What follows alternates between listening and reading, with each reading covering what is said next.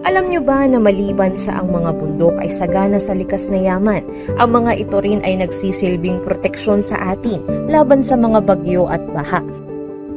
Ang mga bundok ay nakakatulong sa pagpigil sa mabilis na pag-agos ng tubig mula sa ulan na maaaring magdulot ng baha.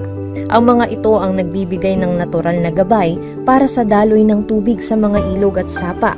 Ang mga bundok rin ay nag-aampon ng malalaking kagubatan na tumutulong sa pag-absorb ng tubig at pagpapalakas ng lupa sa pamamagitan ng pagbibigay proteksyon sa mga kakahuyan at kagubatan na ililigtas ng mga bundok ang mga kapatagan at komunidad sa ibaba mula sa pinsala ng pagbaha.